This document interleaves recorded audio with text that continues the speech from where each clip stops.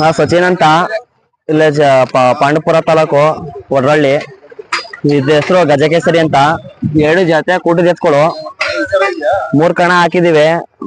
ಪ್ರಶ್ನೆ ಕಣಿಂದ 3ನೇ ಪ್ರೈಸ್ ಮಾಡಿದ್ದು. 2ರಿಂದ ಅಣ್ಣ 2.80 ಕೊಟ್ಟು ತಂದಿದ್ದು.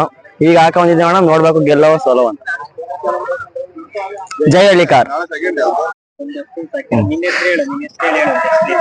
ಅಣ್ಣ. ಎತ್ತ ಶಂಭು ಅಂತ ಒಂದಷ್ಟು ದಿವಸ ಆಗ್ತೇವೆ ಅಣ್ಣ.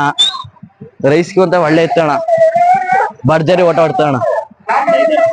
5-6 ಪ್ರೈಸ್ ಮಾಡಿದೆ, ಒಳ್ಳೆ ಪ್ಲೇಸ್ ಮಾಡ್ತೇಣ ಅಣ್ಣ. 1 ವರ್ಷದಿಂದ